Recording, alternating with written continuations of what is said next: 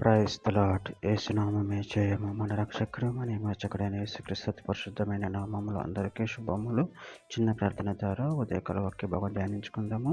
పరిశుద్ధుడ మహాగణుడైన దేవ యేసయ్య సర్వాధికారైన మీకే వేలాది వందనములు కృతజ్ఞత స్తుతి స్తోత్రం చెల్లించుకుంటున్నాను దేవ ఉదయకాలం ప్రభు వాక్య భాగం ధ్యానిస్తుండగా వాక్య భాగం అర్ధమాటలు సహాయం చేసి నీ కృపలో బలపరిచి మీకు మాదిరిగా మమ్మల్ని నడిపించి మీ చిత్తాన్ని మా జీవితంలో జరిగించమని చిన్న ప్రార్థన చేసిన అడిగి వేడుకుంటున్నాను తండ్రి. Amen amen. నెహెమీయా గ్రంథం 9వ అధ్యాయం 20వ వచనము. వారికి బోధించుటకు నీ ఉపకారాత్మను దయచేసితివి, నీవిచ్చిన మన్ను నీయక మానలేదు, వారి దాహమునకు దుఃఖమిచ్చితివి. ఆమె దేవుడి వాక్య భాగం దీవించును గాక. ప్రభునందు ప్రియులారా, ఇక్కడ వాక్య భాగంలో గమనించినట్లయితే వారికి బోధించుటకు నీ ఉపకారాత్మను దయచేసితివి, నీవిచ్చిన మన్నా నీయక మానలేదు, వారి దాహమునకు ఉదకమిచ్చితివి.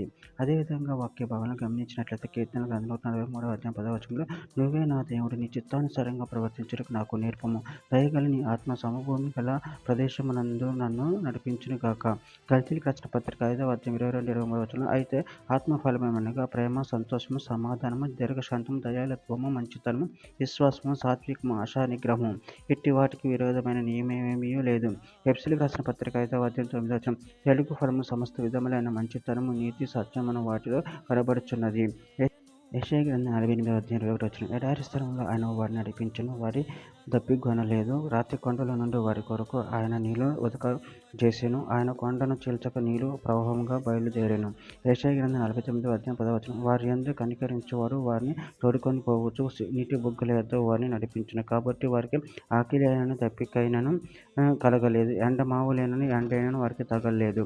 కీర్తన గ్రంథం 25వ అధ్యాయం 5వ వచనం నన్ను నీ సత్యం అనుసరింపచేసి నాకు ఉపదేశం చేయము, నీవే నా రక్షకర్తనమైన దేవుడవు, నీ దినమెల్లా నీ కొరకు కనిపెట్టుచున్నాను. హగ్గయి గ్రంథం 2వ అధ్యాయం 5వ వచనం మీరు ఐగుప్తు దేశంలో నుండి వచ్చినప్పుడు నేను మీతో చేసిన నిబంధన జ్ఞాపకం చేసుకోండి, నా ఆత్మ మీ మధ్యన ఉన్నది గనుక భయపడకుడి. ఫిలిప్పీయులకు రాసిన పత్రిక 4వ అధ్యాయం 12వ వచనం దీని స్థితిలో ఉండనిరుగుదను, సంపన్న స్థితిలో ఉండనిరుగుదను, ప్రతి విషయంలోనూ అన్ని కార్యములలోనూ కడుపు నిండి ఉండుటకును, ఆకలి కొని ఉండుటకును, సమృద్ధి కలిగి ఉండుటకును, లేమిలో ఉండుటకును నేర్చుకొని ఉన్నాను. చివరిగా ఒక మాట కీర్తన గ్రంథం 119వ అధ్యాయం 124వ వచనం నీ కృప చొప్పు నీ సేవకునికి మేలు చేయము, నీ కట్టడలు నాకు బోధింపుము. ఆమె దేవుడి వాక్య భాగం దీవించును గాక. చిన్న ప్రార్థన చేసుకుందాము. పరిశుద్ధుడ ప్రేమ గల వేసి మీరు ఇచ్చిన వాక్య ధ్యానాన్ని మీకు కృతజ్ఞతలు చెల్లించుకుంటున్నాను. అంటే మాకు సమస్తము దయచేసి దేవుడు మీరే ఉన్న ప్రభావం దాన్ని బట్టి కృతజ్ఞతలు చెల్లించుకుంటూ నాయన మీ ప్రేమలో కృపను మమ్మల్ని బలపరచండి, సరిపరచండి, మీకు మాదిరిగా మమ్మల్ని నడిపించి చిత్తాను మా జీవితంలో జరిగించమని చిన్న ప్రార్థన యేసుక్రీస్తు పరిశుద్ధమైన నామములో అడిగి వేడుకుంటున్నాను తండ్రి. ఆమేన్ ఆమేన్.